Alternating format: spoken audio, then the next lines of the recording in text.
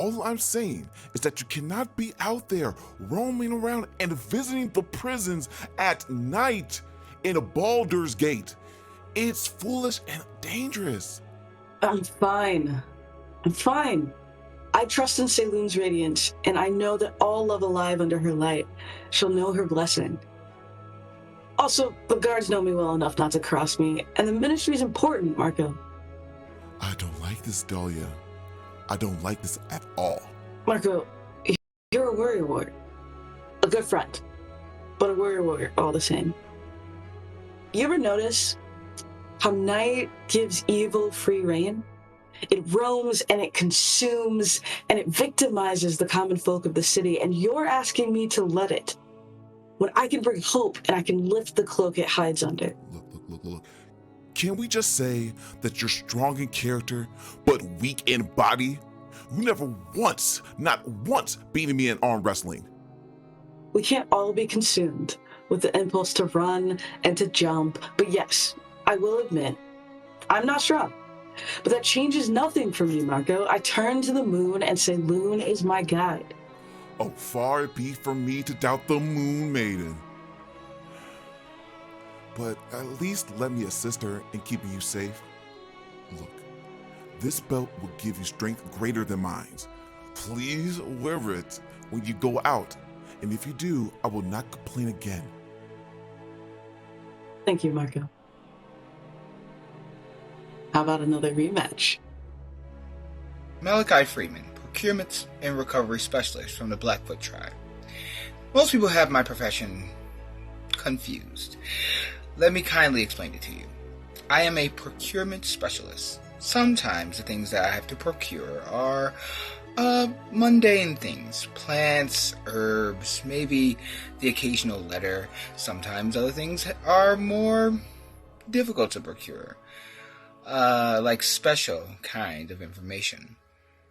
But, the life of a procurement specialist is very simple. We do our job. We get our contracts. We do our job. We go home. Plan to work. And when the time's come, you work that plan. And it can be monotonous, tedious. It can be life-threatening. This is not even the life that I wanted, to be honest with you. I never wanted to be a grand adventurer. My people, the Blackfoot tribe, that's what I care about. I care about making sure that my people are fine. But I'm one of the few in the tribe that's good at the work that I'm doing. And someone has to do it. So yeah, it's not a dream job, but make a living so you can enjoy the spoils afterwards. There's no reward for being dead. And I just happen to make sure I'm good enough to not end up that way. Do you mind? I'm trying to read, so if you can just... Alright, first of all, do not call me that dancing orc. My name is Hogar Tanya. Now, what do you want?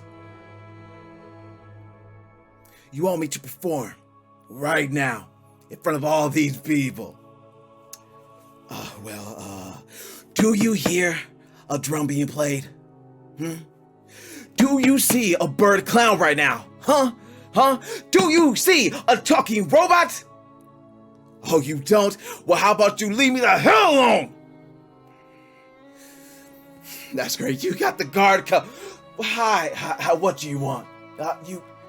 Look, I was trying to... You see, it was... You know what? Fine. I'll leave. Now, don't you want to leave with me too? Of course you do. So if you excuse me, guards, me and my friend will have a conversation about manners. Sky Pony, the aspect of Tempest that watches over my Uthgar's ancestors, hear me again this dawning. I am among these foreign southern lands. I am an outsider here as much as among my tribe. I have turned away from the path of Uthgar, but never from under your wing. I unleash fury and meet death in your revered name. It is in you I trust as the darkness seeks to claim me. I give thanks that last night the darkness failed, as it has every night before that. May my steed forever be strong and swift. May my sword forever be strong and swift. May my honor forever be true to you, the ruler of black skies. What's going on, young blood? My name's Vaughn.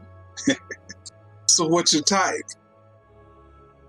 Mine's the type of girl that'll teach you something. See, my old lady taught me all sorts of things. Taught me how to read and rune carve. Taught me how to smith, and she taught me how to grow. Oh, she liked teaching me that. She just wished it lasted a little bit longer. Oh, yeah. Just pull up a chair and let me bend your ear for a bit. Oh, boy, do I got stories. Have you ever heard the story of Mel? The storm dragon of Alxholm? Hold up. Is someone arm wrestling?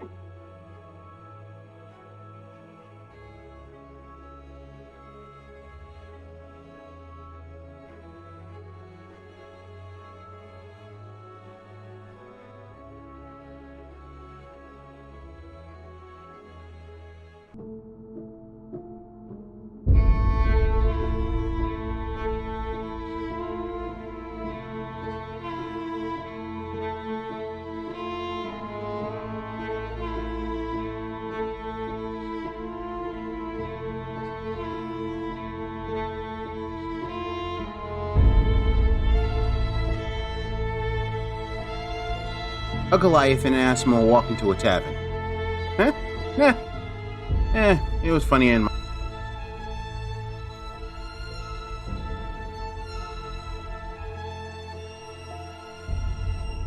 Flamin' Fist contracts the Halfling Ranger and procurement specialist Malachi Freeman with finding the Cult of the Dead 3, a group responsible for a spree of murders that have been happening in Baldur's Gate since the Flamin' Fists are crumbling under pressure. Volunteering out the Orc Hogar Eltana and the Iltgard, Johan, I believe his name is, to reduce their jail time.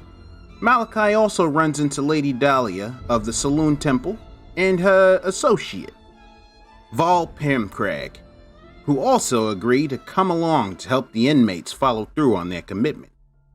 Heading to the Elf Song Tavern to talk to one of Zaj's informants, named Tarina, they get information on the Dead 3. But Tarina, she's a bit of a skeevy rogue, if you know what I mean. And she's an info dealer, and so she makes a deal with the group. Defend me from my old associates and I'll tell you what I know.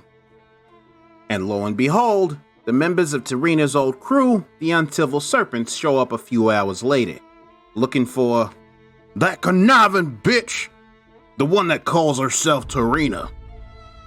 And just like all disputes in Baldur's Gate, a fight ensues. So, pull up a chair, folks. This one's gonna be a doozy, and I'm hooked already. What's the word? It's Winston Lewis III, and I am here with the wonderful cast of D&D Episodicals 4. We are descending into Avernus. Not yet, but eventually. That's the plan. Welcome, everyone. Good morning. Happy Saturday. After a good Friday.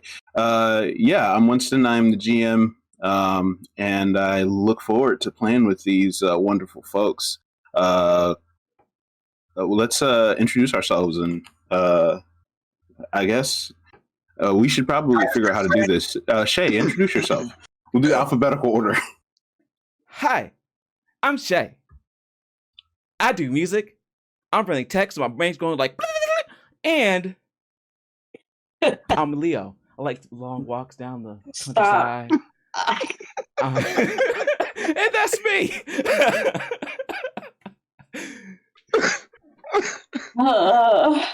So we're doing alphabetical, right? Yes. So yes. Chris. I just got to say, I'm not going to let it slip that he was like, what's the word? Winston Lewis III. You know, bars. Those are bars. Hot bars in the night. My name is Chris. Fun fact, today is actually my birthday. Yes, it is. And Hey, cheers. of a better way to Happy spend birthday. Why, thank you, my man. Why, thank you. Isn't it a D&D rule? You get inspiration on your birthday? Indeed, you do. Oh, Look at that. yes. You got inspiration. I need to Inspiration. play. I was gonna wait until after the introductions, but Oh. yeah. Oh, okay, my bad. And then, No, you're good. You're good. yeah, I'm just here to have some fun and apparently crack some heads. Let's go. Yes, sir. Derica. I'm Derica. I love D&D. I love my new character, especially as I'm still kind of figuring her out. Like, who is she? We don't know.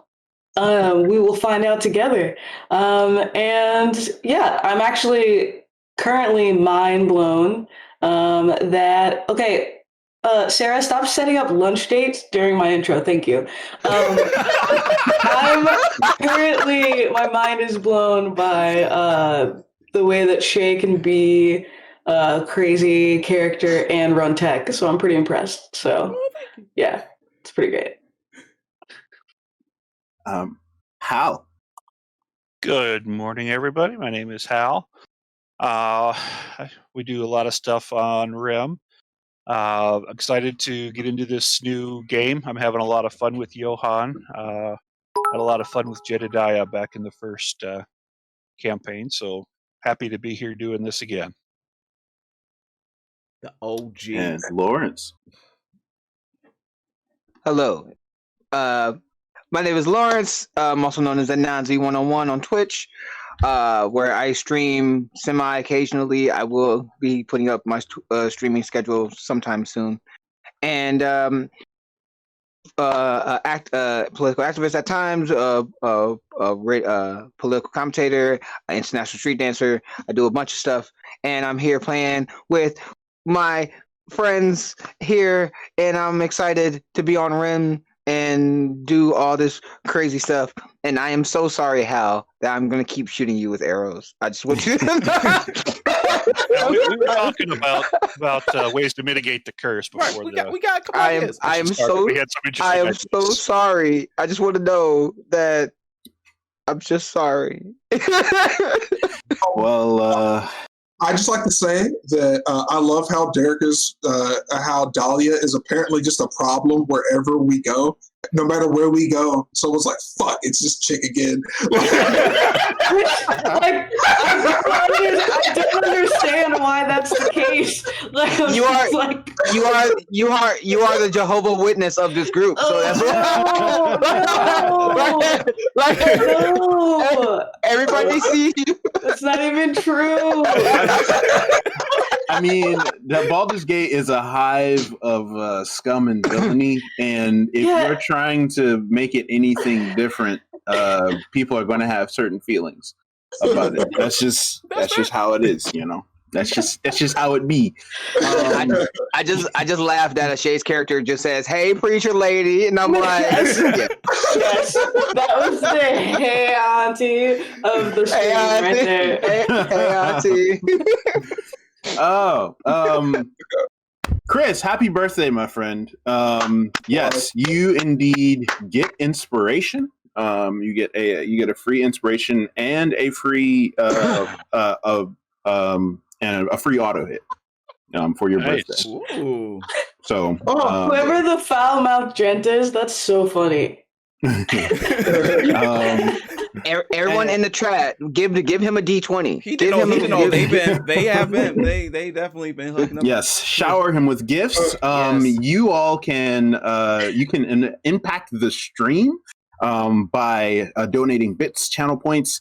A copper is an inspiration, silver is a successful hit, and gold is a nat 20. So, and also if you follow, you get to gift someone inspiration, and if you subscribe, you get to give someone a nat 20. So, follow, subscribe, donate those gifts, help these folks out as we adventure. You can also help me out too. You know, I will appreciate it just as much, and I'll probably put it to very quick use. But be sure to follow, subscribe, give, and we will continue to keep you all entertained. Also, join the Patreon if you haven't. Got some bonus content. We've got some really cool things coming up. We have a streamathon happening next week. It's going to be really dope. And on top of that, we have some special streams that that are only shown to our Patreon folks. So join and yeah. Join the Rim Army. What is the what's the group called? Rim Rats. The Rim Rats. Rim Rats. Join the Rim Rats. You heard it here, folks. It's official. It's official. Join the Rim Aaron's not on. Mom's not on the stream. We can do what we want. Exactly. This is what happens when you give us power. I like when we get power.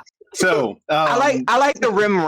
I like the rim. That sounds Rim dope. Rats. Nah, We are it's the Rim Rim Rats. the Rim Rats. Rim Rats assemble. All right. As stated in the so we're jumping right back into the action here.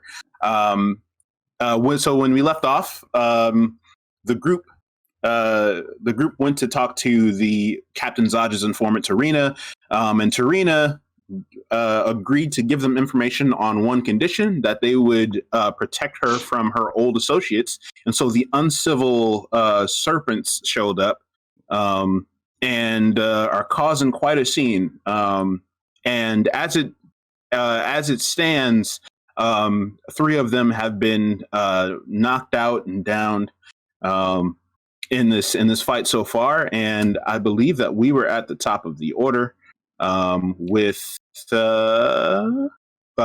Malachi. Okay. So Malachi was hidden. I was because I'm a scout halfling and I was hidden behind some tables. You said I was hidden. So Indeed. I'm going to pull out said rapier after seeing my arrow curve without me intending it to curve. And I'm going to pull out my rapier, and I'm going to walk. Come on, grab the token. Grab the token. Okay. 5, 10, 15, 20, 25. And this particular bad guy is going to get stabbed in the throat. Just casual. All right. Yeah, just He's just gonna get stabbed. Yeah, it's a Tuesday. You know, hey. Tuesday. You know what I'm saying? All right, Sometimes. make that attack roll with advantage, I believe. Ooh. No, I have it with advantage. Oh, it's not. Okay, so the first roll was I'm rolling on D&D Beyond. The first roll was 22. Yeah. Second roll is... Yeah, the first roll, I'll keep the 22. I mean, you can always roll again. Maybe it's a crit. Who knows? That's Okay. true. All right. I will... Nope, 22. All right. So the 22 hits for sure. Roll for damage. Because I had advantage, do I get my sneak attack? Yes, you do get you do get sneak attack. Okay, so 1d8 plus 3.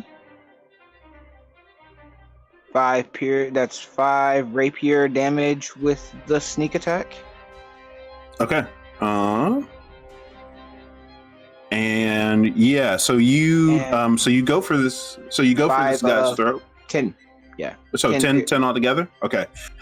You go for this guy's throat, and he slides out of the way just enough for your rapier to graze him as you thrust. But it gets him in the shoulder, like right, Wait. like through the collarbone. Oh. I'm actually going to use this because I've never got a chance to do this before, so I'm gonna do it. Go for it.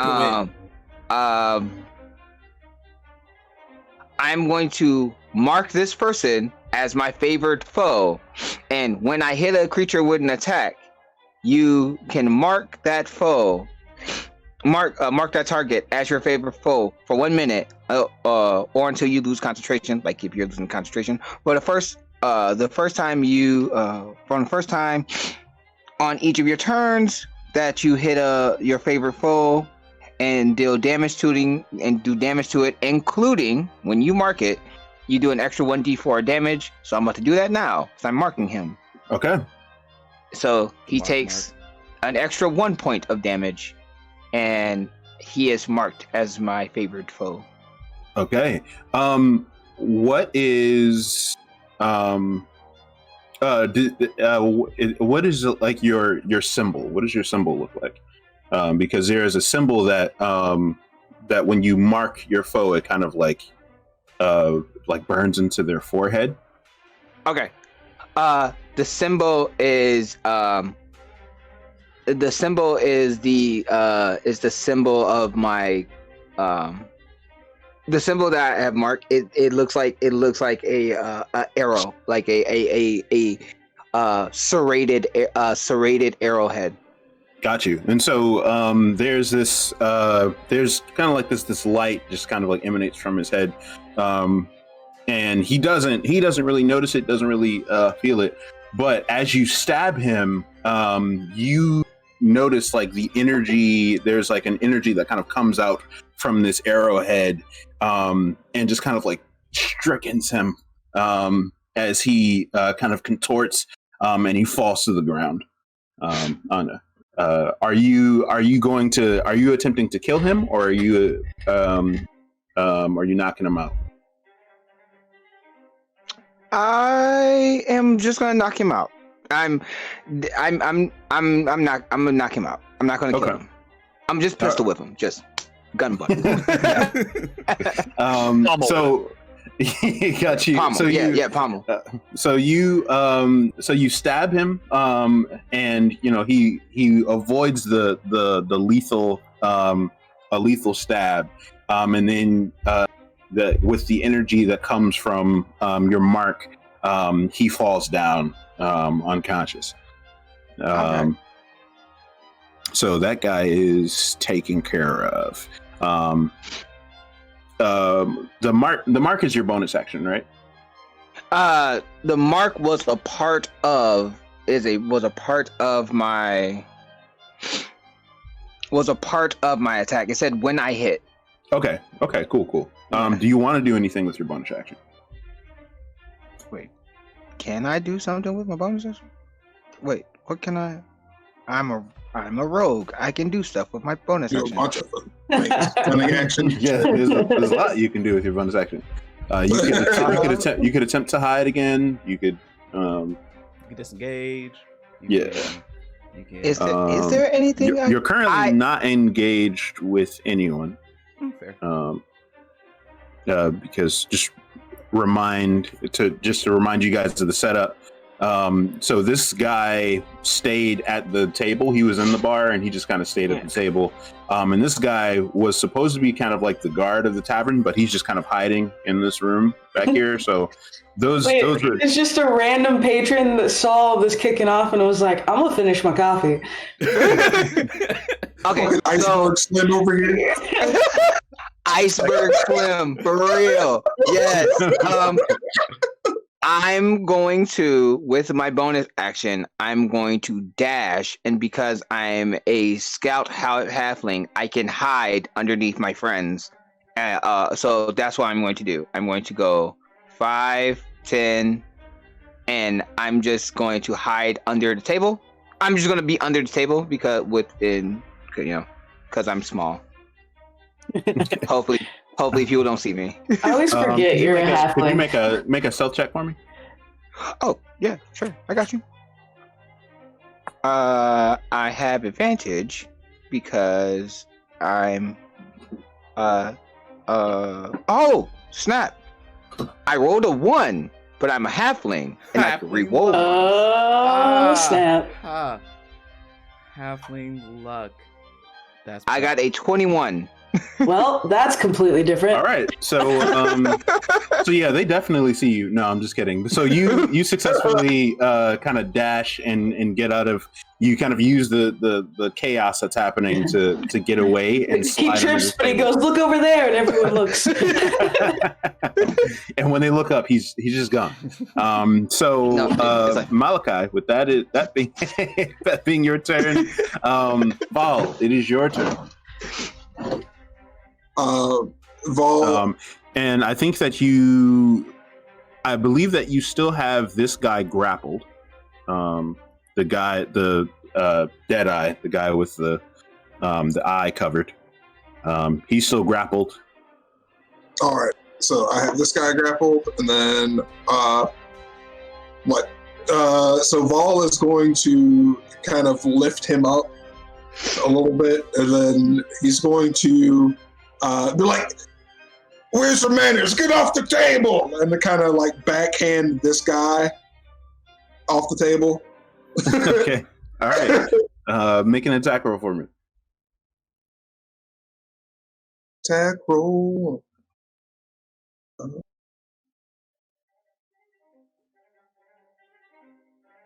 I'm not gonna lie. This the fiddles, the violins are getting me jazzed. I'm not gonna lie.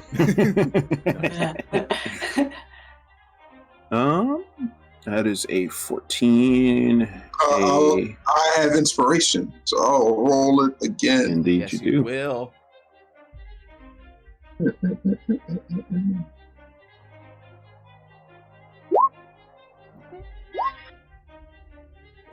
One better. That is better.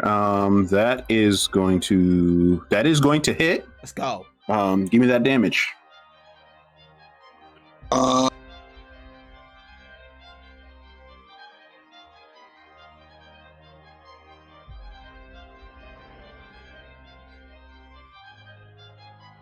It's taking forever. The anticipation is building. I know, right? And then with the fiddles in the background, it's like, what's going to happen? Everything is going to happen, apparently.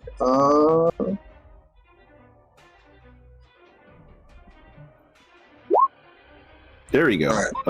So 8 bludgeoning damage. And plus D6. Hey. Ooh. Okay. Solid. Because I still have my stretchy arms out. All right. How do you do it? For which guy? The guy that you're knocking off the table. Oh, okay. So I just kind of want to knock him past this young lady and just kind of have him like skid into this the stool like right next to Malachi. And just kind of just like, yeah, like get off the table, bitch. Like so you swing your ferocious arms and you knock this guy clear off the table, and he slides past Alina. And Malachi, you just kind of like, you hear this thud, and then like a split second later, you just see this guy's body slide like just past you as you're under the table. And you see this guy just kind of like groan as he just falls out of I prop his body up halfway so I can use him so I can hide. Cool beans. Vol, is there anything else that you want to do?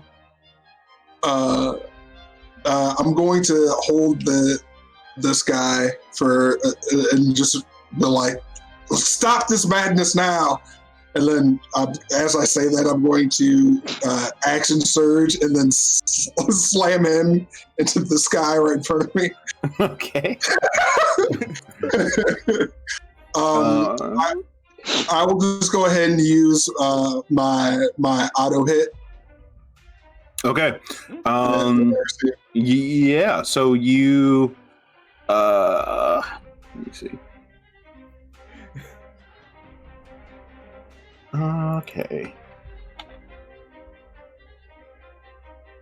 Yeah. So making that's an unarmed attack. Just roll it and then just like roll damage for it. I'll just roll damage for it, and then. All right. So on. So you take Deadeye in your other arm, and you basically you just do it's kind of like a full, like almost like a half moon slam on this guy next to him. And as you slam Deadeye into his buddy here, his buddy is immediately like knocked out as he like hits the ground. His head just like slams into the floorboards of the bar, and he's not getting up. And that's my turn. Yeah. Take it a turn. And with that, Johan, it is your turn. All right. These people have families. Yeah, who are we, Batman? Come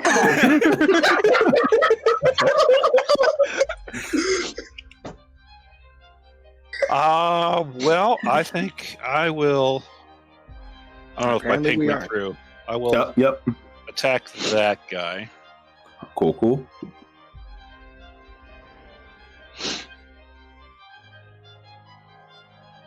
Got to get back to my character in D&D Beyond. I don't know. I was too busy playing around with looking at stuff. And computer load.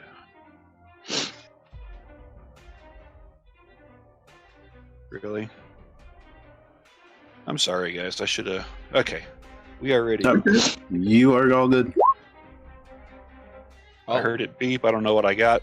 There you go. That's a 21. That definitely hits. Ooh. Roll for damage.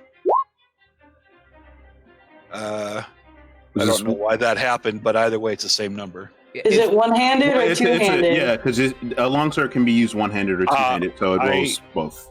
Okay, I have the shield, so I use it one-handed. Okay. All right. So you slash into this guy next to you, and he tries to dodge it, but it slashes through the leather armor, and it kind of just like slices right down his chest, and you see blood drawn as you make that slash. Okay. Well, he still has the option to give up before he goes unconscious. Then. Yes. He's still standing. That's fine. I will move over here to get in the way of this guy. Oh, okay. For some reason, I just was like, I will move in here just to get in the way. So if you're moving there, that is going to provoke an opportunity attack from the guy that you just slashed. That's fine. Okay. Just wanted you to know.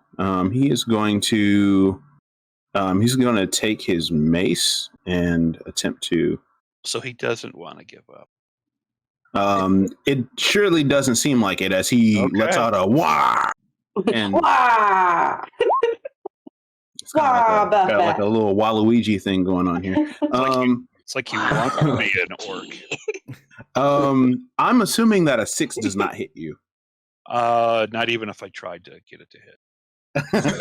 if I jumped in the way of that, he's still. Yeah, I would imagine that the fact that he's bleeding from the chest has a negative impact on his ability to hit you as he like swings wildly in your direction as you step It was out. like 30 seconds after he had left that he took the swing.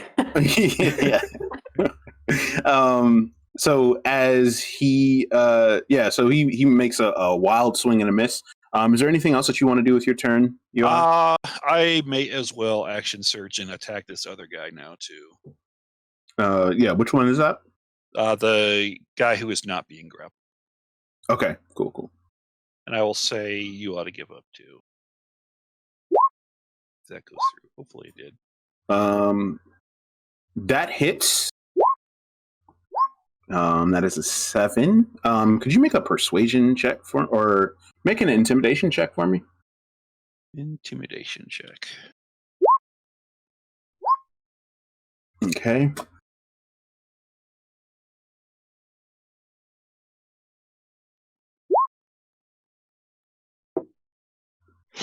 Okay. So you slash at this guy, and you cut him to. And you notice that after the slash lands, there's like a split second where this guy is like thinking on like what to do as he's watching his buddies get knocked out and thrown around this bar, all around him. So you notice him kind of like ponder that. But it is not his turn. It is Dahlia's turn. Yeah. Dahlia's gonna yell at this guard over here and go, will you stand in the corner and cower, or will you pick up arms and fight? Make a persuasion check for me. Oh, cool. Don't roll a 1 or else he'll attack us. Okay, all right. But now that you've said it. I have to put it in the air. Yep. Oh, no. Yep. Is it a 1? That's a 1. That's a 1. It's a 1! Why did you do this to me? Well, so as you say that, This is why people don't like me. as you yell at this guy Clank, he hears you and he like snaps to attention for a moment, and then he sees Alina look at him, who previously didn't notice, and he's just like, "No, screw this! They don't pay me enough." And then he runs toward the window and jumps out of it. Wow. It's fair. Wow. Is it glass? Wow. Is it a glass window? Okay, what if I said it was my birthday? Just checking. Okay. I would need you to make a bullshit check. I'm real good at those. With disadvantage. Oh, man. Okay, I'm gonna. With that, Vol is just gonna start laughing. And then Alina glares back at you, and she's like, "Quite a pep talker you are, aren't you, Dahlia?" I ignore her, and I'm gonna. The shade. I'm gonna move my mace over, and I'm gonna bonk this guy with my mace, my spiritual weapon. All right, And here's the attack.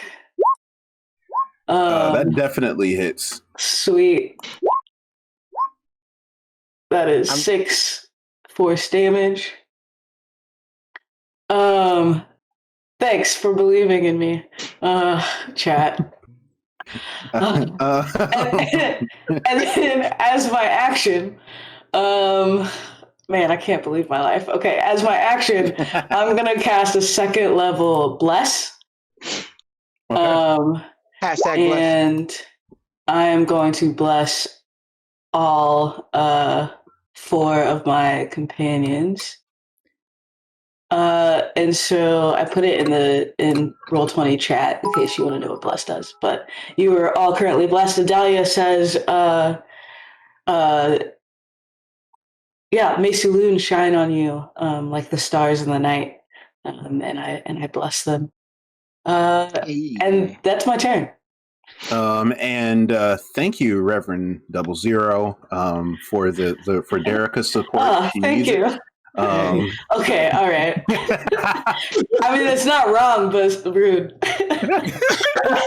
I do find it hilarious that the preacher yelled at somebody and he basically said, "Fuck this shit, I'm out." No.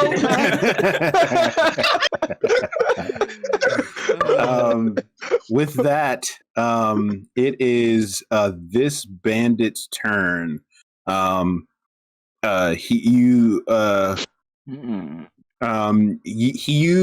So Johan, as you slashed him, you notice this like moment of hesitation in him.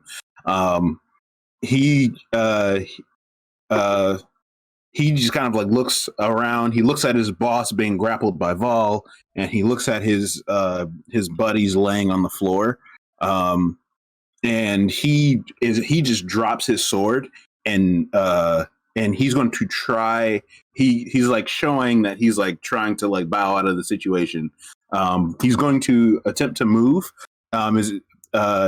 Dahlia, your spiritual weapon, and Johan, you both have opportunity attacks if you would like. He looks like he's giving up. He's dropped his weapon and he's got his hands up and he's trying to back out. Okay, I won't take an opportunity attack.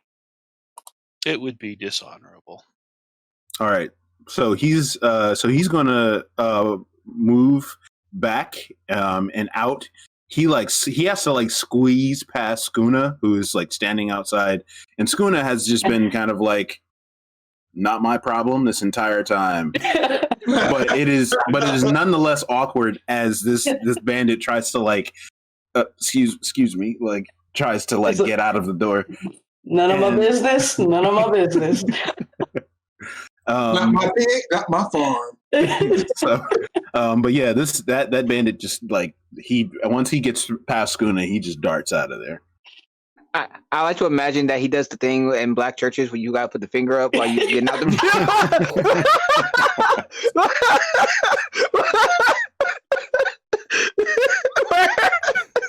He hunches down low. He's like, I don't want to interrupt the fight that's happening. like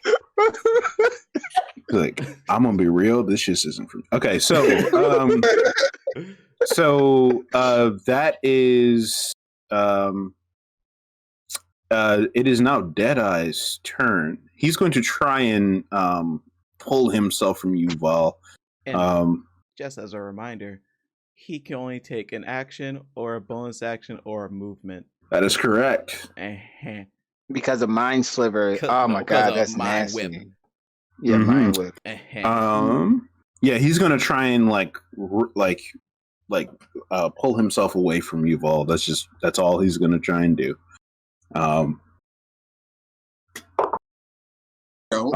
That is a 13 strength check. Could you make a strength check for him? And you can add a D4 to it. I think. Hold on, let me double check. Yeah, I think it's a it's a saving throw. So no, it's attack. It's attack or a saving throw. It's attack or saving throw. So yeah, it wouldn't be ability checks. Yeah. Yeah, right. But it doesn't matter because he's still not able to pull himself from you. Yeah. And that's his turn. This bandit is going to assess the situation. And against better judgment, he's going to try and move. He's going to try and move through the riffraff.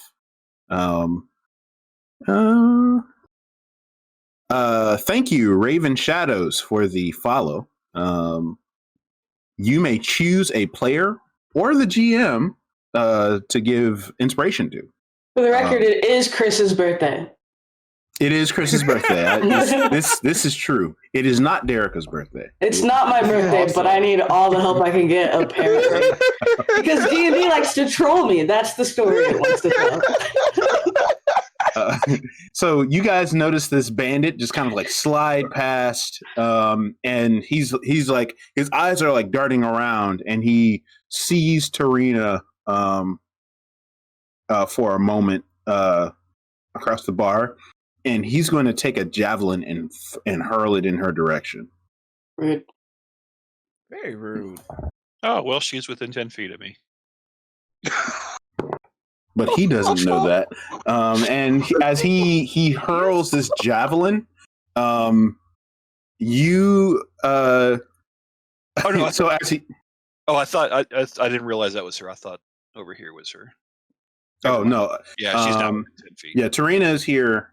Alina is here. I know it's confusing, but they were very popular baby names in Baldur's Gate. In the Baldur's Gate book. In 1673. Mm-hmm. So he hurls his javelin, and it whizzes past Tarina, and it lodges itself in the stairs behind her.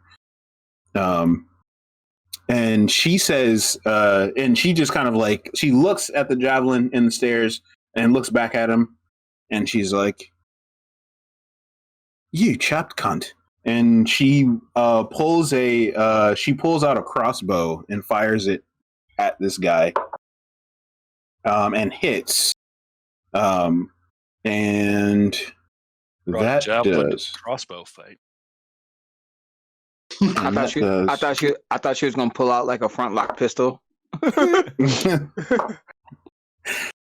And that That doesn't do him in, but that shot between the slash that he got from Johan and the shot that she just made with her crossbow, he is looking very bloodied, and he's looking worse for wear. And with that, it is Hogar's turn. So this has been 6 seconds, and Hogar remembered 6 seconds ago that this mother called him a tusker. So he's gonna go 5, 10, 15, 20 on the table, 25, and just gonna start slashing him with his sword. That's what he's gonna do. And in a anger-filled, some people may call it rage, but he's not that character. And we're just gonna slash with my blade, a one-handed, because I'm still blade singing. Don't hit Vale's arms. Yeah, we're gonna try to mess it. We're gonna try not to do that. Yeah. He's blade singing. Remember, folks, he's blade singing doing the busted challenge. Again, I am not doing it. Can you take inspiration from someone? No. Let's take all of his gifts and give them to Chris. So, that is a 20, not natural. Yeah, that hits. Sweet. I'm gonna slash him. Or are Slice you and gonna dice, slash. pierce him? and- That's and dash. 9 damage. Oof. I'm gonna move this spiritual weapon real quick just to access this token.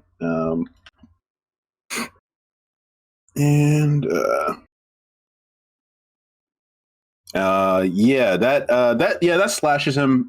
This guy is pretty. You notice he's still pretty pretty lively even after that slash. And he glares and he And I glares spit in at his you, face. Hogar. Yeah. And he says he kind of yells out, it's like, yeah, you sure are some rotten sons of bitches. How much is she paying you? Not enough.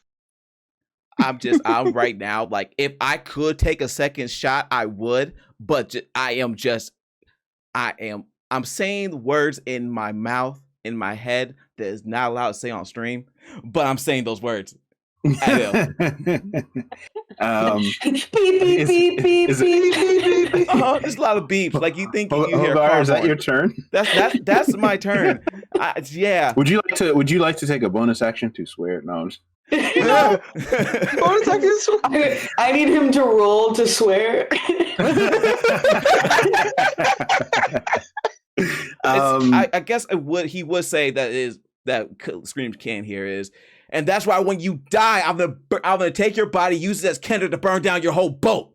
That's Ooh. It's a boat? yeah, he has a Ooh. boat. He's a He's a pirate. boat, motherfucker. Yeah, that's what I'm gonna say, and that'd be the end of my turn. So with that, we're at the top of the order. Malachi, it's your turn. I do imagine Hogar stabbing somebody, kind of like Raphael in Soul Calibur, like when Raphael does his like flourish ultimate or critical strike. Like, yeah. All right. This chap over here who threw he threw the spear. Come on. I'm going to 5, 10. Hopefully he didn't see me hiding under the table. And He did not. I'm going to use the pommel end of my rapier, and I'm going to run and short him because I'm short. So because I'm small, I'm going to run and hit. I need you to roll for the quarter circle forward button. Go ahead, make your attack roll. Yes, I'm rolling for short Yukins.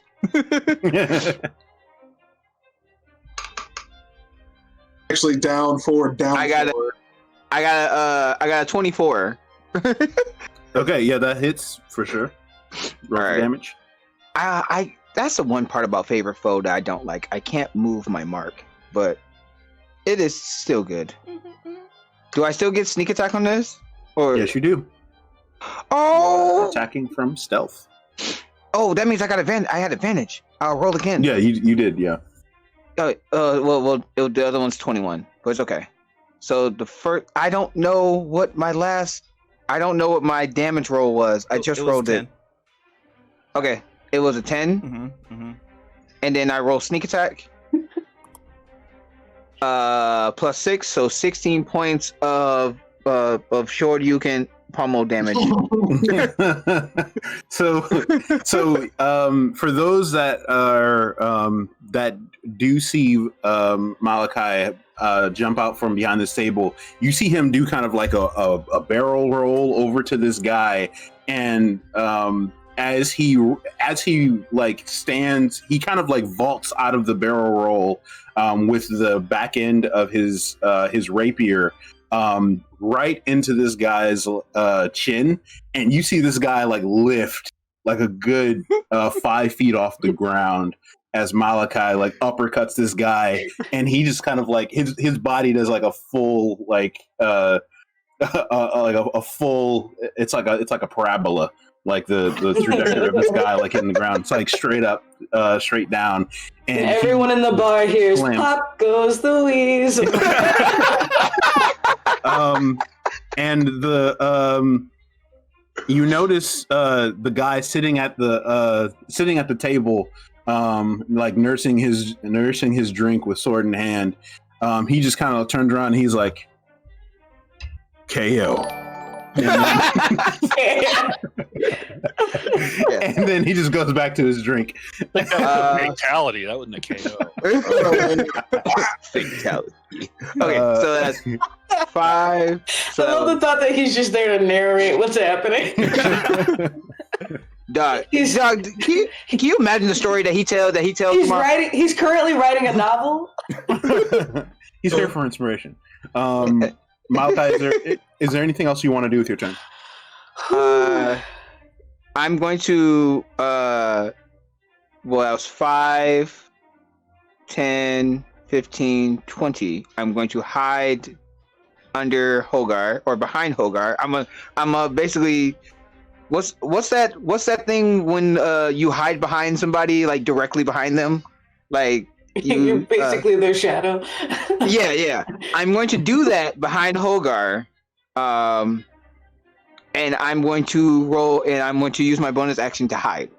Okay. Yeah, make a stealth roll, a stealth check for me. With advantage, because of Boots of Elvenkind.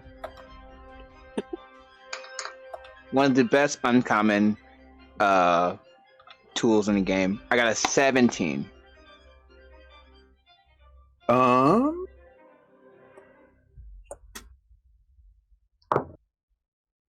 Yeah, you successfully hide. Yes. Behind Hogar, as you're like mimicking his movements from behind. And with that, Vol, it is your turn. So I'm correct in assuming that all of this dude's friends are in various states of disrepair around the bar, right? Yeah, they're either gone or out. So I'm going to maintain my grapple, but then I'm just going to shove this man down into a stool, and I'm just going to be like, just enough, and just kind of like just hold it. It's time to talk now, man. Atomic Vigium. Could you? I'm gonna say that you are able to wrestle him down to the chair, no problem. Could you make an intimidation check at advantage?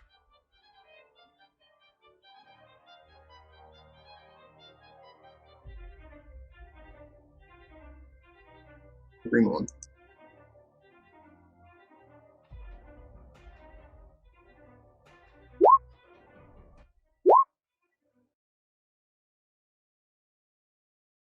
Oh, I already did it. So 21 for the first one. Okay. Yeah. As you slam him down into the stool, he just he looks up at you and looks around, at everything, at all his buddies just knocked out and strewn about. And the spectral mace above his head. Yeah. And he looks at, and he's like, and he looks up. What the hell is there to talk about?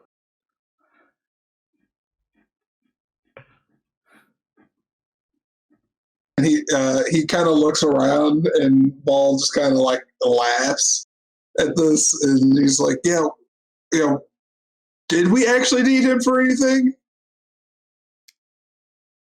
He says to the group. Maybe So, Tarina wants to use him as So a serving Tarina walks up. Tarina walks up as you sat him in the seat, and she's like, "Yeah, I don't much care what you do with him. He's really just a nuisance to me. And if he's out of the picture, it makes it a lot easier for me to move, if you know what I mean."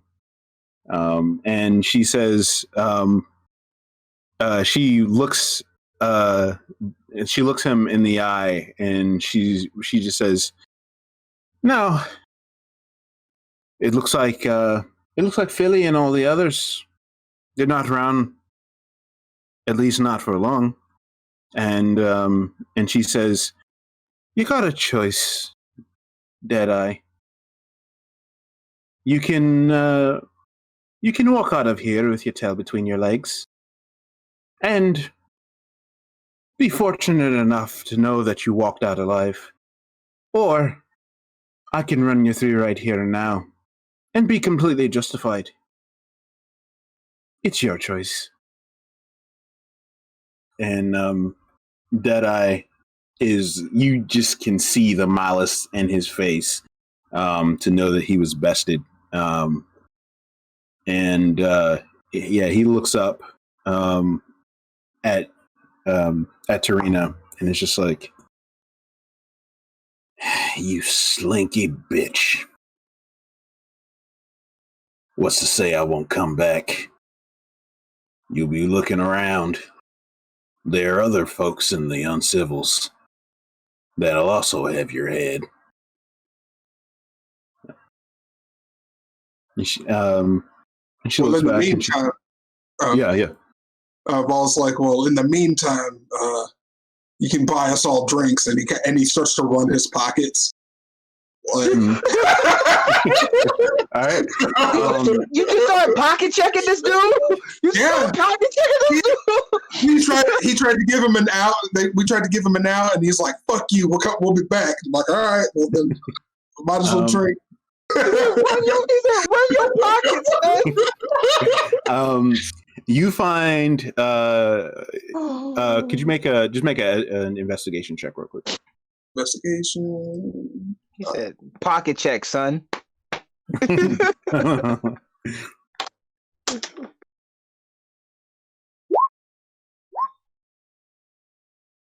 get to add a D4, right?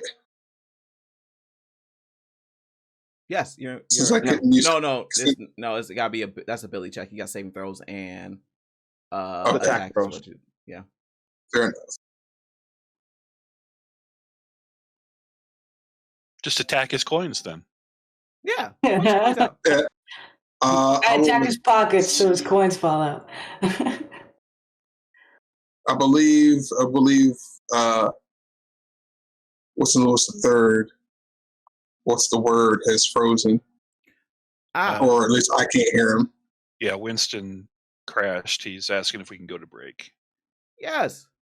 We will go to break then. Welcome back, everyone. Sorry for the technical difficulties, but computers dying and whatnot. It is a sad sight. Let's have a moment of silence for my processor. Mm-hmm. And with that, we are back to D&D Episodicals 4. When we stepped away for our impromptu break, the group had Deadeye from the Uncivil Servants in the seat, and Vol was running them pockets. With a investigation roll of 8, Vol, you find a coin pouch with 36 gold pieces in it. And That's a lot of drakes. Indeed. So he just takes the coin pouch and just sets it on the table, like next to him. Are you still holding them?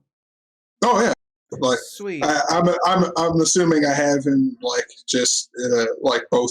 Yeah, you've got and then like big meaty hand. So So, as yeah, he's yeah. holding them, Hogar casts Mind Whip onto the dude.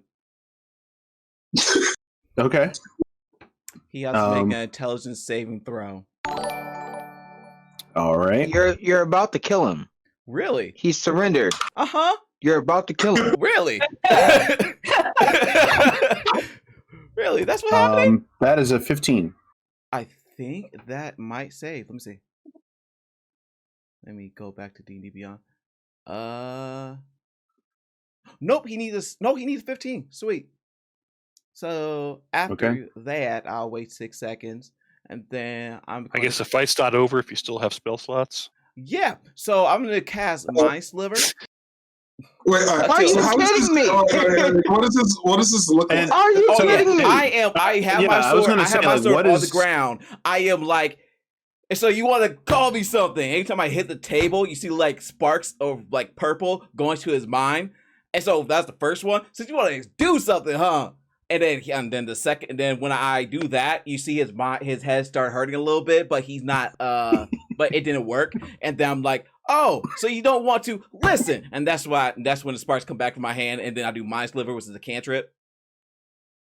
So there's like here's the gist of my question. Is it obvious that you are attacking this man? Oh, it's totally obvious that I'm attacking him. It is. You see magic coming up.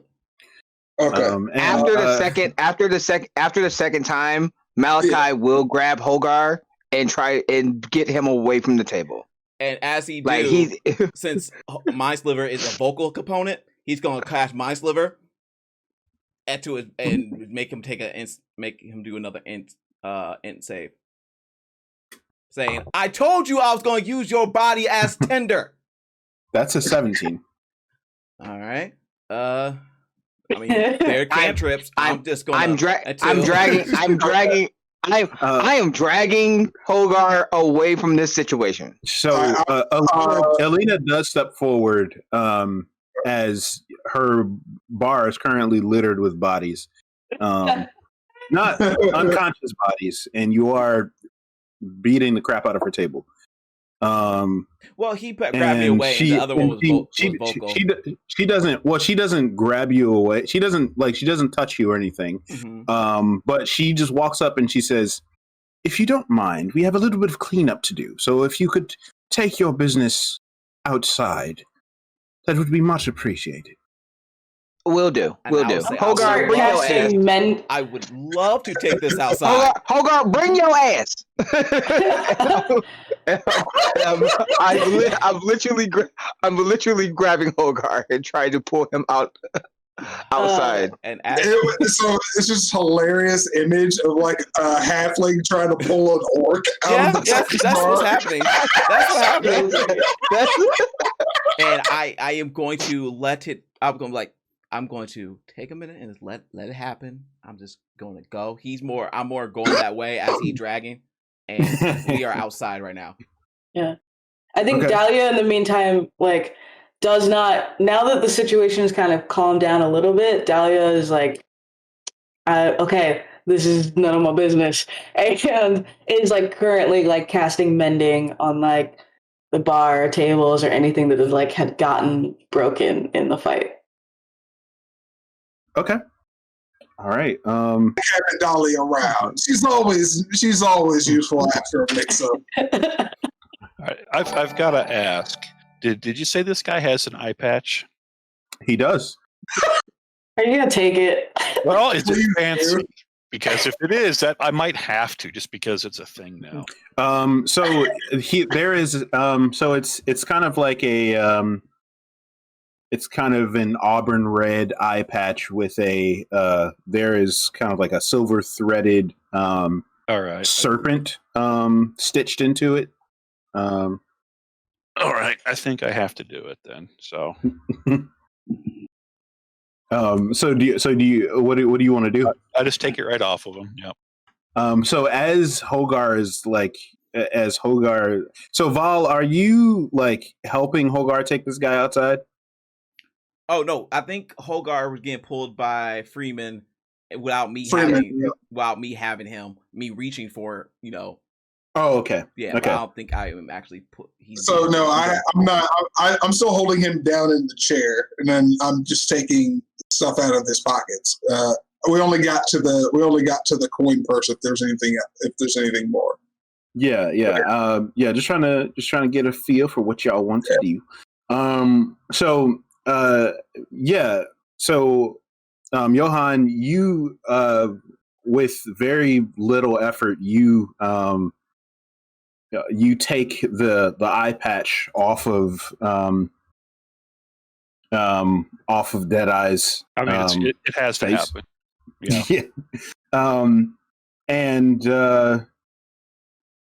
Yeah. You as you take it off of his right eye, you notice that there's his eye is like a cloudy white color. You got to cover that up. That's gross looking. And and he just kind of he spits on the floor at your feet.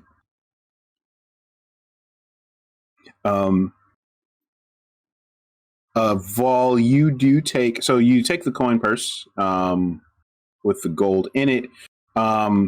There's also you notice that he also has so he's wearing 2 gold necklaces and like a black and gold ring with a white pearl in it. Is this from your old lady? He says as he's expecting the ring on his finger. He looks up at you, snarling. He says,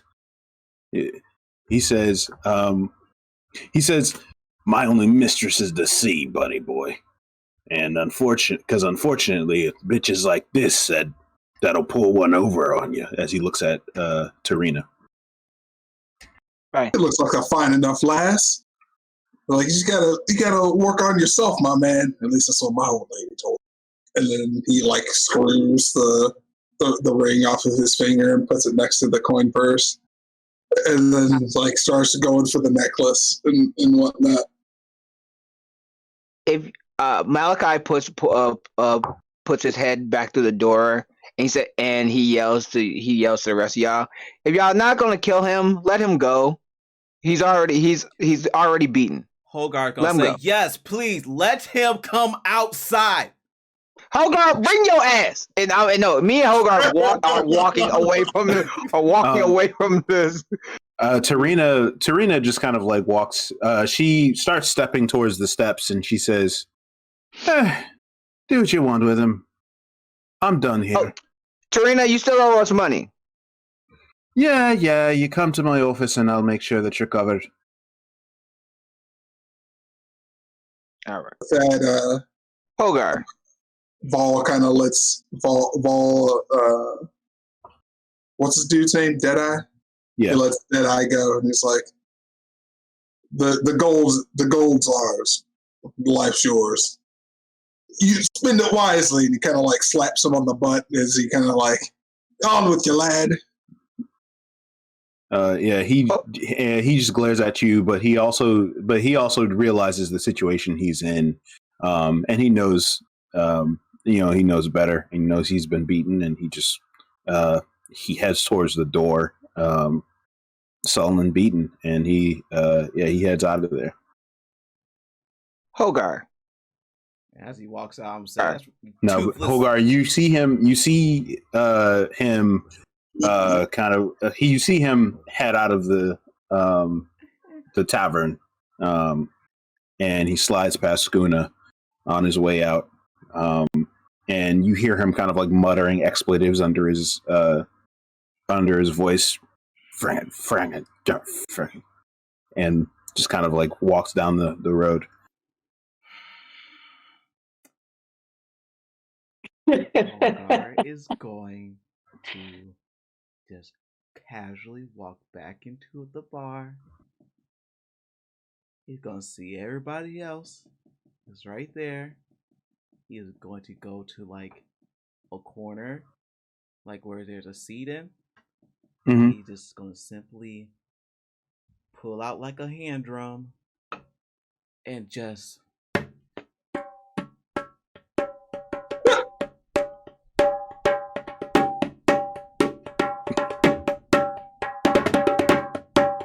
and that's what he's doing for like some odd time.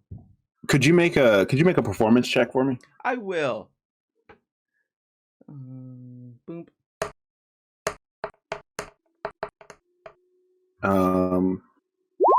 That's a 15.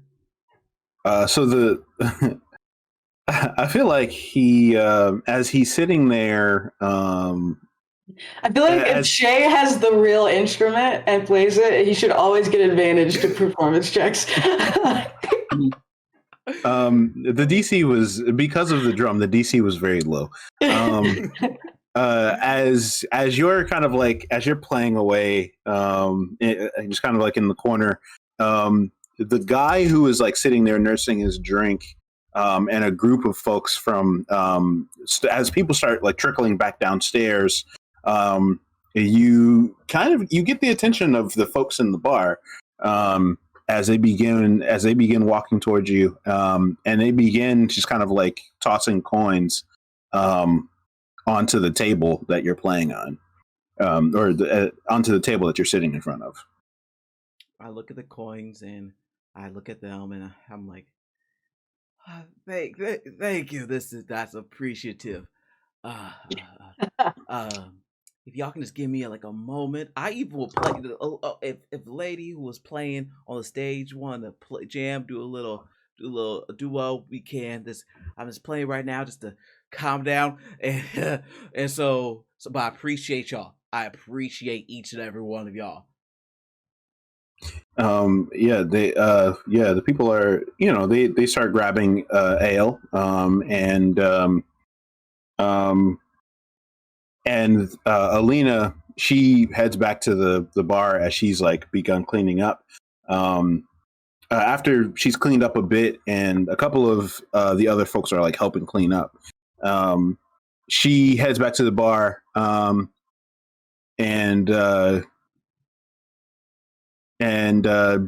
she says, she looks over at you, Hogar, and she says,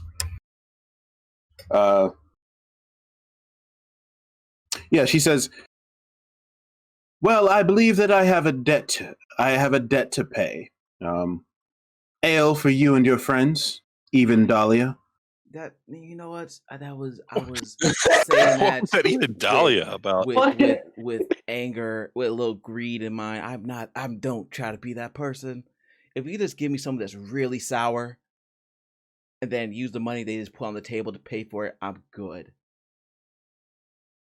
But thank you. She says he was offering free drinks, and you're gonna give her money anyway. Yes. She says, you want something sour? Sour. Or if you have like really cold water, that'll be even better, but sour would work. There is this particular drink from up in Phandalin that they tend to serve. No. I believe they call it, pardon the language, an orc urine sample. They call it what?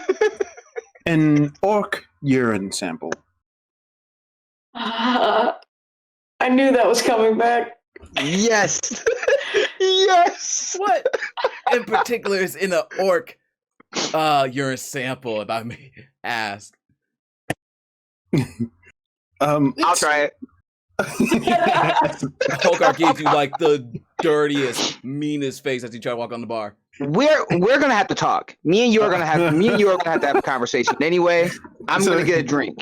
So while we have this conversation. So Malachi, as you walk up to the bar, you see her kind of like pull out this cask. It smells kind of like coconut, and she she also pulls out like a clasp tankard that has it has like an image of a banana next to it, or like kind of etched into the side.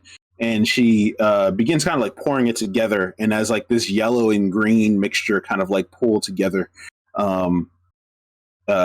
she grabs a pouch with a little bit of dust in it. And as she pulls the dust out of the pouch, you notice that there's kind of like, it looks like there's like cold air kind of like emanating from this pouch as she opens it, and she just kind of like drops some of this dust into it. And she says, that will be your orc urine sample. Perhaps we should come up with a better name. Yeah, no, because I never peed like that. But I'm just gonna take a sip. Imagine offering an orc a drink called an orc urine. I am Like, trying. I am trying my best. I'm not angry. The cojones. Could you make an anger check? I'm drinking it. Yeah, I'm drinking could you it. make an anger check? Yes, for let's me? make an anger check. What's DC? This is I'll say the DC is 15. ha. So let's just be funny, be frank with this. My anger is a wisdom's check. My wisdom is 0. So let's go. All right.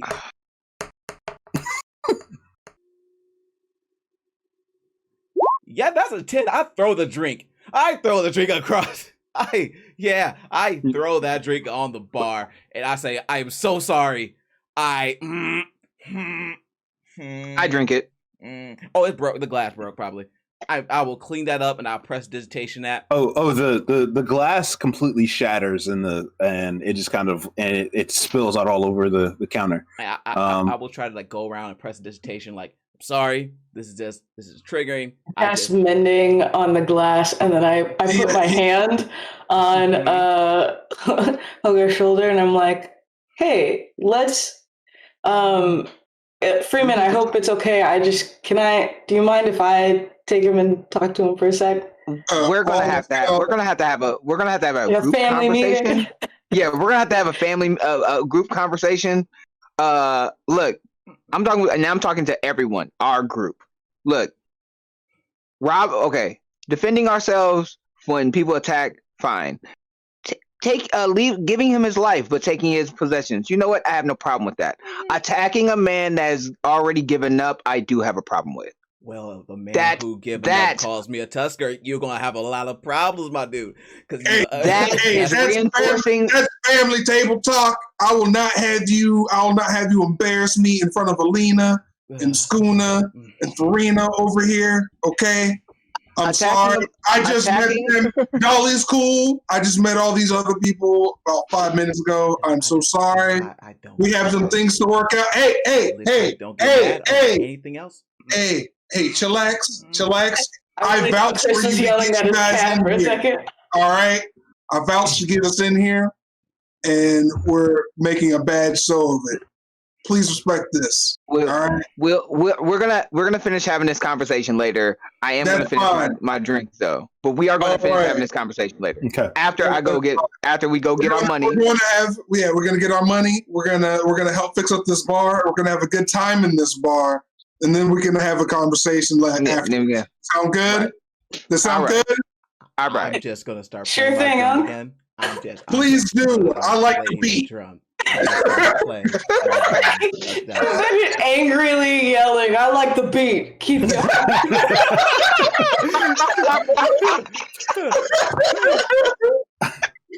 Please do. I like the beat.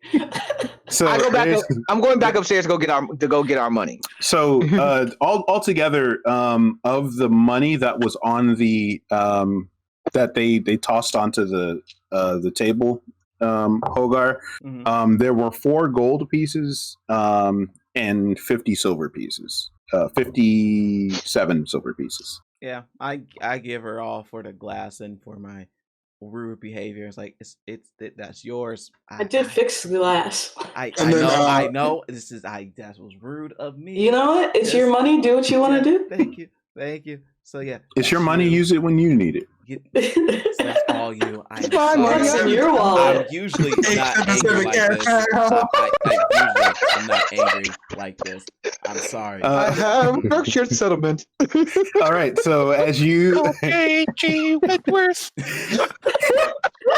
My money and I want it now. Oh, we were so easily bad derailed when by the- that. Oh I my understand it's terrible when the GM derails the campaign. All right, so I believe at this point you guys are heading upstairs to talk to Tarina Yes. about payment. Vol is just going to quickly take the larger of the two chains that were on Deadeye's person, and I'm going to like loop it around like Hogar's head. Be like, here you go. Like you get a big gold chain. It's like that. There's some growth there. Yes, yeah, I like that. Are you gonna share any of that money that was in his bag with the rest of the party? Oh yeah, but I'm just making sure that he get. I'm keeping the ring. He gets the thing, and then we're gonna share divvy out all the others. I appreciate that, Flex. I appreciate that.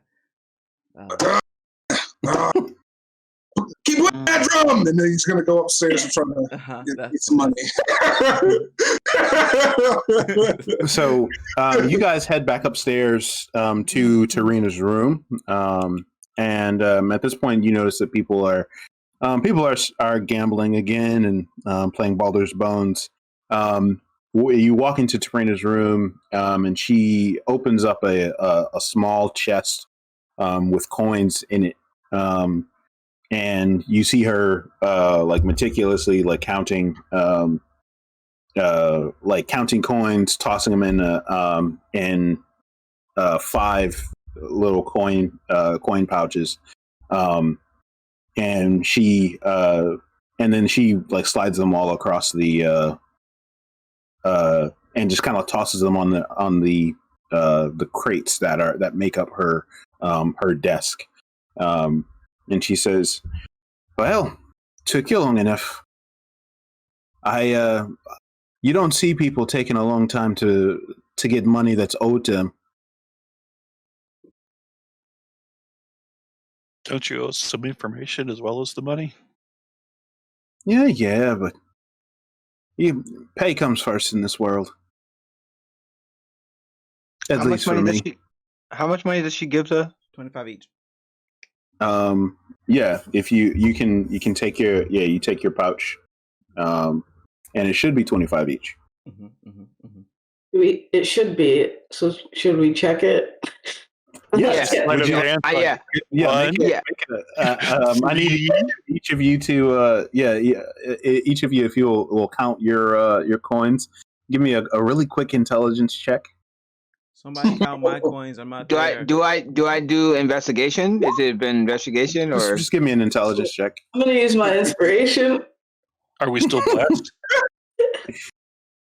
No. We've left combat. Val, you immediately noticed I got that. 16. So Val, you immediately noticed that the coin pouch feels kind of light for 25 gold pieces. He kind of like sighs, and he's like, "Really?" Just kind of looks at it. She says, Right. Yeah, I thought it was 20. My apologies. 25. 5.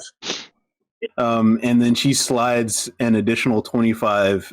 She slides 25 gold pieces in a sack to you guys, and it is there that time. So each of you, in the sack that she originally gave you, there were 20. And she slides an additional 25 to all that is to be distributed amongst all of you. So you now have your 25 as it was owed to you. And then Vol takes the 25 gold pouch and then hands everybody else the 20 gold pouch that he already had. I know it seems shady, but it works out. I just don't want to do the math. and pass everybody else out. You know what I'm saying? You get it, right? Yeah, she says. She just says. She says, "You gotta forgive me. All that time at sea, I become quite forgetful. You know, I never was great at math in school." Me neither. And so she says, and the Oathguard is right. I do have some information for you. She says these dead 3 kooks that are running around causing trouble for y'all.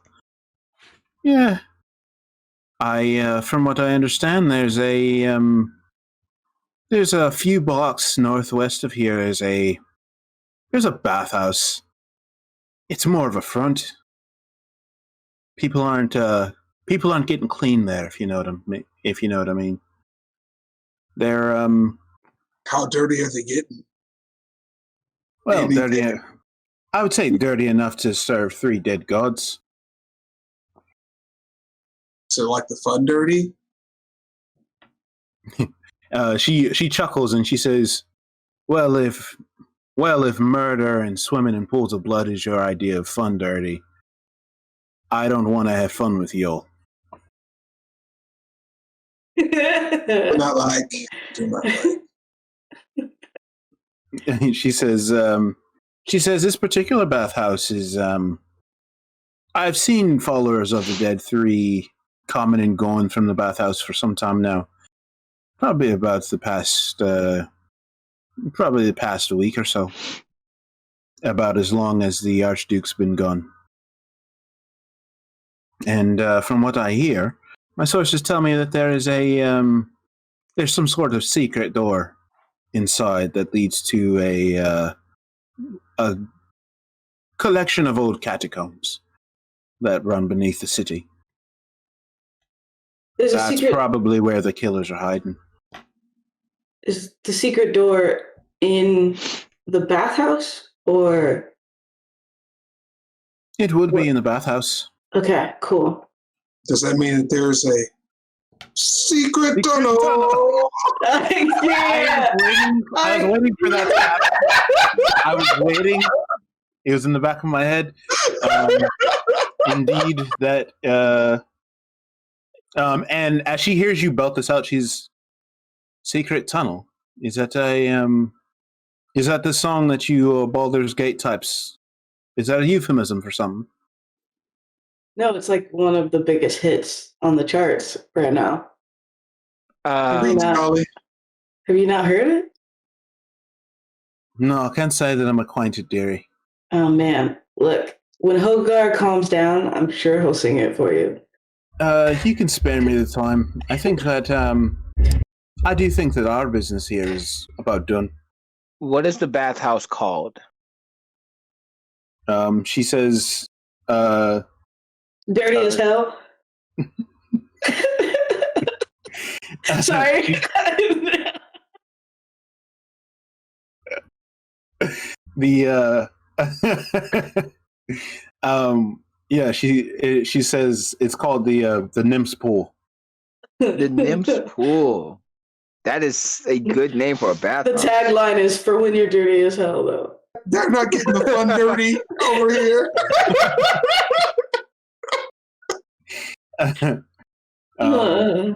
Yeah. So she says it's called the Nymphs Pool.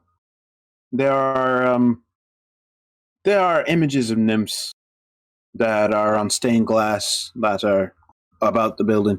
It's be pretty hard to miss. Well, I guess we should probably get going. So I will note that at about this point in the day, it's about 7 in the evening. It is getting pretty late. Yeah, I don't really want to. I don't want to expose you guys to people bathing in blood when you're sleepy.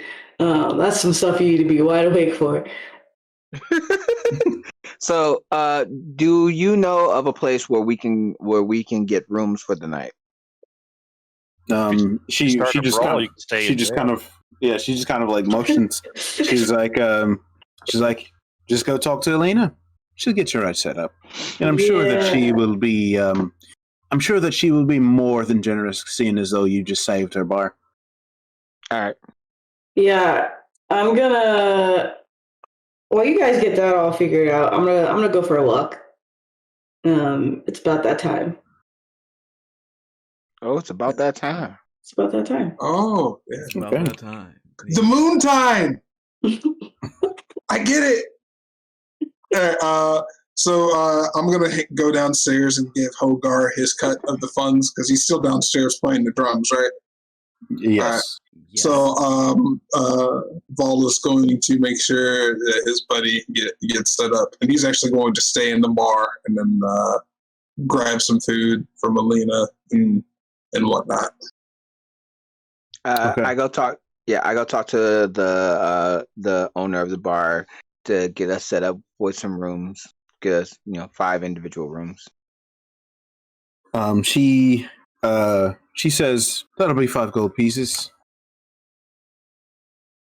That will be 5 gold pieces. Sure. Well, Hogar is going to pay for it since he's playing. Right, quite. She pulls out a key ring that is under the bar, and she plucks 5 keys from the ring. She says, the number is on the key, and there are numbers on the doors upstairs. Okay. You can use them accordingly. Okay. I take one of the keys and I give that information to the rest of the group.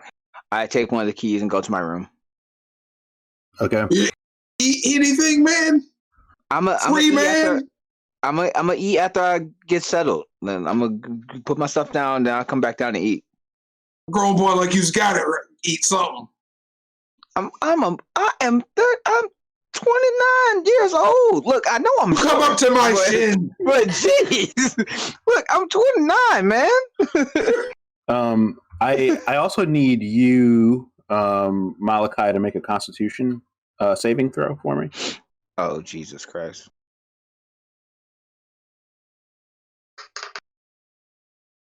I got a 15. Okay. It's just enough to steal yourself from the effects of the orc urine sample. And because now is about the time that it would be kicking in, but you do well enough. You start to feel a little bit of a buzz, but you're fine. Yeah, I'm going to. I have a thing that I want to do when I'm alone in my room, but that's after that's after everybody else. I was gonna be like, yo. I'm not doing anything like that. When I get how are tissues in this world? Like, okay, so when I get settled in my room, it's your birthday, but you can still be put in timeout. You right.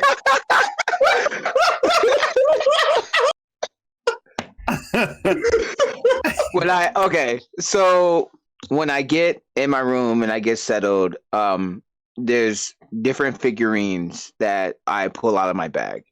The different figurines represent the pantheon of the pantheon of gods in the halfling realm.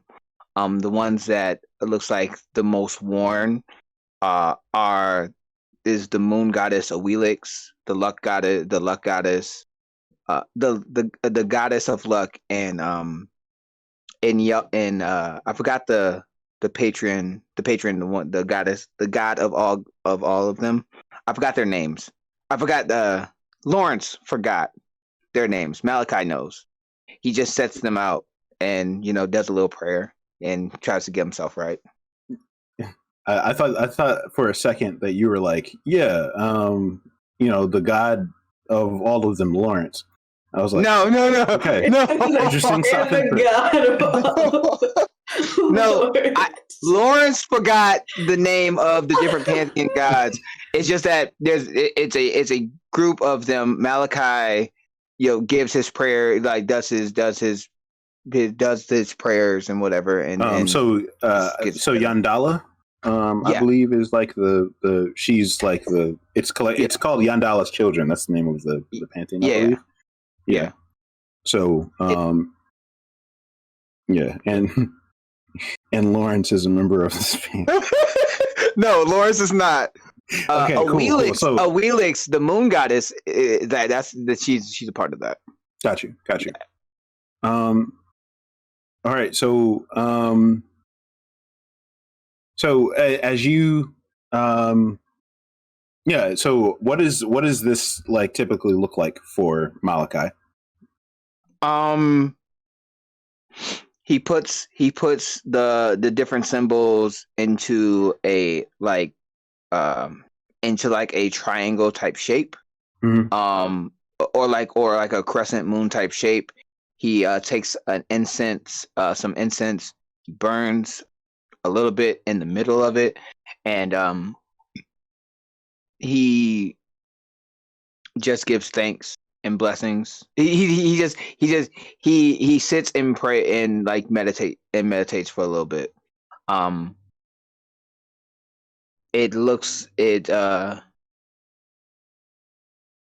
And he pulls out a small little journal, and he and just note takes. It's his way of even though all that chaos of fighting, defending his life, seeing people die, things like that, it's his way of centering himself, so he's not numb to it and he doesn't get cold-hearted, but it's not something that he enjoys. He doesn't enjoy taking life, but he's trying to. But it'd be like that sometimes. Yeah, you know what I'm saying? Mm-hmm. Yeah. Yeah, definitely. Could you just roll a d20 for me? All right. Rolling d20. Hey, I got a natural 20. Let's go. Okay. Winston will remember that. Meanwhile, what are you doing, Dahlia? You leave the tavern for a moment? Yeah, and I am currently, I found somewhere to sit, and I am facing the moon, and Dahlia actually prays for her spells at night in the early evening. So that's what I'm currently doing, is getting my spell set up and praying that Stalun will give me the power and the wisdom to use these in accordance to the creed and values of her faith, and and then spend some time praying for the lonely and the lost, which is a huge population in Baldur's Gate. Yeah. There's Dahlia praying for me in the city. The broken and the dance. Saloon, when you look on us, please bless us. Dahlia over there talking about take me to the moon. lead me to the Dahlia, could you roll a d20 for me? Yeah, I'm gonna use one of my nat 20s if I can. You certainly can. Never would have made it without you. Pass me not. Hey! Oh, gentle Savior. Going to church on them. Goodness gracious. I love it. Okay. All right. So at the same time, so Dahlia, you feel this. You for some reason you feel like lighter for a moment. As you pray and meditate, and as you focus yourself, and you feel as if like some sort of like weight has been lifted off of you, and you feel a calm and a comfort that is inexplicable. At the exact same time, Malachi, you also feel as if like the moon is like calling out to you as you are meditating. You get this sense that the moon is calling out to you, and you just hear follow me.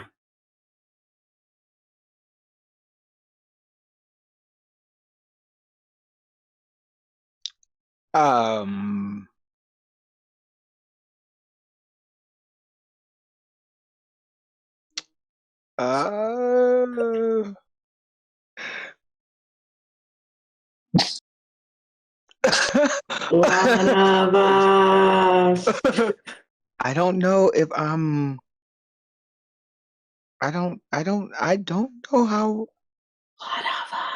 Lawrence does not know how to feel about this. If most of the time when Malachi prays, he doesn't hear anything back. He's just taking notes and he's just trying to calm himself down. This is the first time he's heard something. 100%. This is a very strange occurrence for you. Yeah.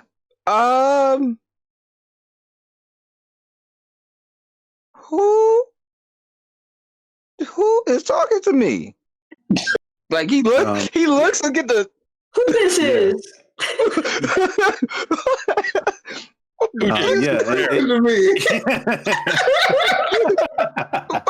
Yeah. I know I'm alone in this motherfucker.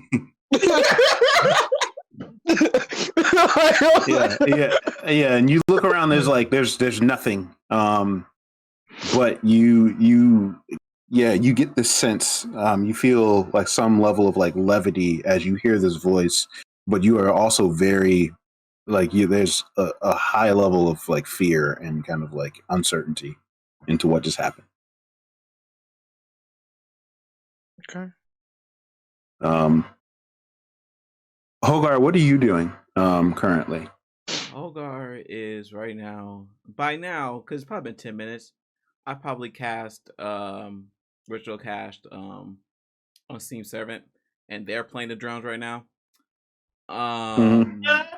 And I am just drinking just whatever sour drink that the barkeep gave me.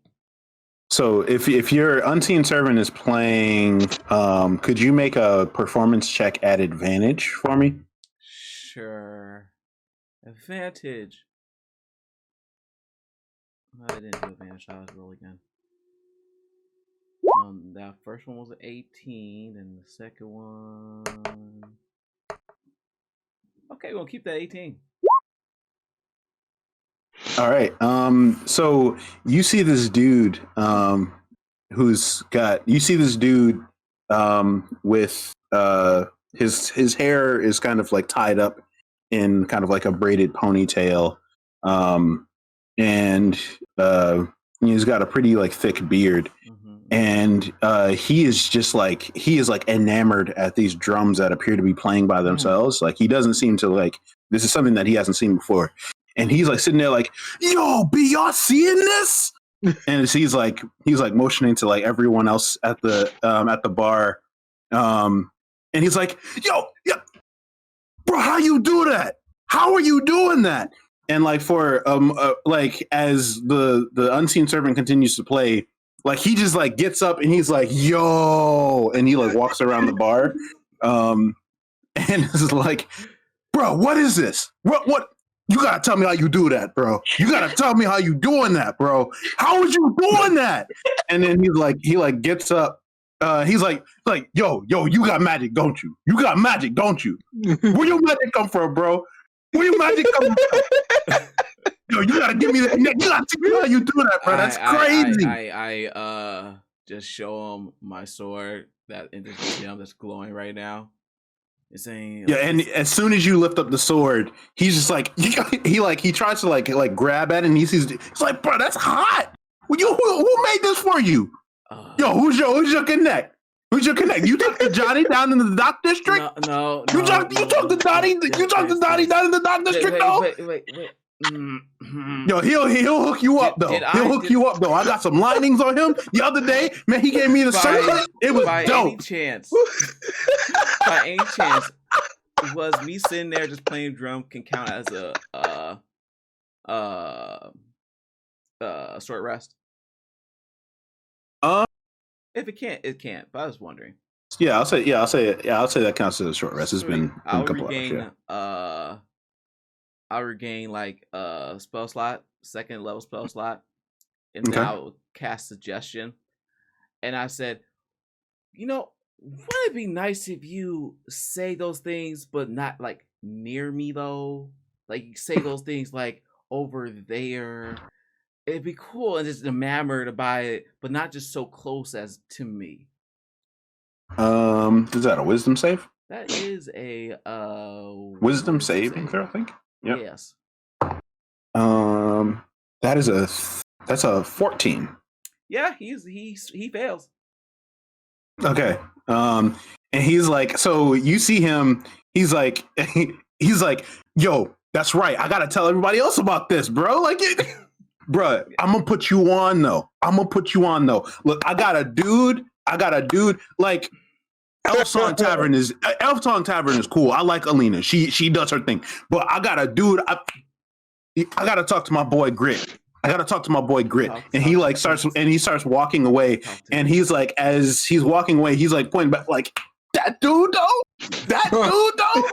Like, and he's just like pointing back to you and the drum. He's like, that dude though. Yo, give him your money though. And he slings like 5 gold pieces at the table. And they all Hogar has a manager. yeah. And he walks out of the bar. And for like a good like 5 more minutes, you can still hear him yelling like outside. And it's like the middle of the night. And you can still hear him like yelling outside. He was like, yo, you gotta listen to Or Kelly out there. You gotta listen to the Do I hear him call me Or Kelly? Do I hear him call me Yes, Or Kelly? you do. Can you make an anger? Yes, I will make an anger check. What's DC? The DC is 20. 20? Sweet. Oh my god. I crit.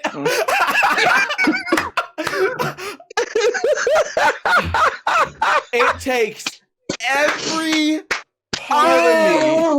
Oh my god! Every inkling of me. Like hopefully that water, that really cold water, is like near the table. Yeah. Yeah, and I splashed it on my head. Like I just completely like.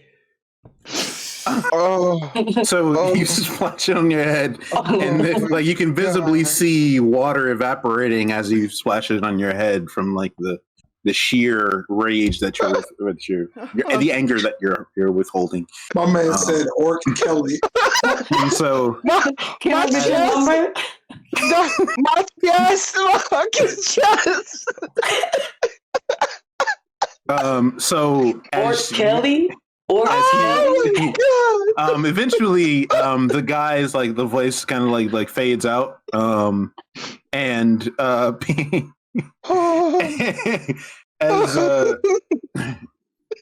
as you he just kind of like walks away everyone also kind of like everyone in the bar, they notice you like put the water on, like splash the water on you, and they're just like they just look away and pretend that they saw nothing. and yeah, and I think that is as good a place as any for us to wrap up for today. Oh my god. Oh my god. I'm telling you. Amazing. Oh my god. I would have went straight. How hard it took for me to not just start screaming when you called this man Orky Kelly. Do you know how hard? You know how hard it took everything. Everything. I was thinking of a bunch of other artists, but when you said that, bro, I wanted you. That was funny. That was funny. That was hilarious. Oh my god. I say all of this to say that there is an adventure ahead of us, you know, and you know, like there's going to be some tough times ahead for everyone, and I think that this is a good time for levity. But you know, if you believe that you can fly, you can overcome any obstacles set in front of you. Thank you all for joining us. It has been absolutely wonderful to have you all. Come back next week for more of the shenanigans. I believe I can.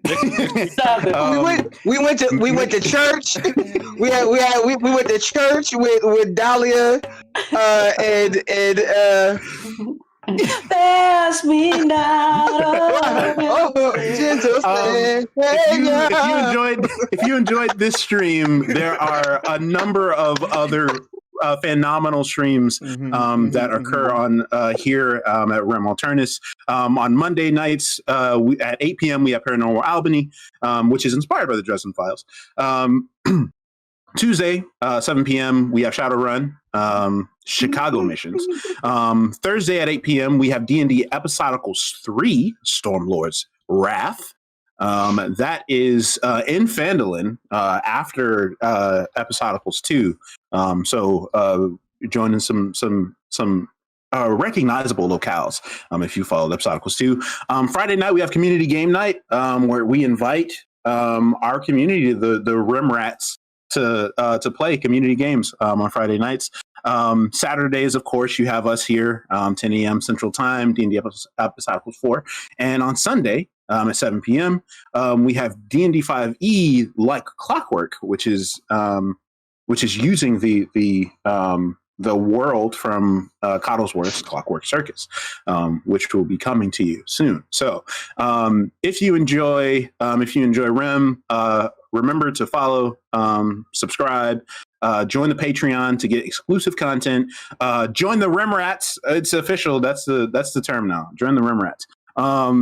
And yeah, let's have some fun. Thank you guys for joining in. We will see you next week, same time. Streamathon is happening. Yes. This next Saturday. So it's next weekend. So it's going to be pretty dope. So we got 37 hours of streams. Yes. Yeah, 37 hours of streams. All types of stuff. We got D&D. We've got like one shot micro RPGs and some Shadowrun and things like that. Pathfinder. So there's going to be a Pathfinder, yeah. There's going to be a ton of games that we're going to be playing next weekend. So do not miss that. We hope to see y'all there at all hours of the night. Lord knows it's going to be like Red Bull stock is going to go up from next week. But it's going to be I would just like to say, this is the only stream where we go from the hood to church to hell in one fucking thing. Just saying. Here you go, folks. This is real. You heard it right here. D&D Episodical 4 going from the hood to church to hell. We will see you all next weekend. We love you. Be good people. We'll see you. Bye. Happy birthday, Chris! Happy birthday, Chris! Much love. Happy birthday to you. Happy birthday.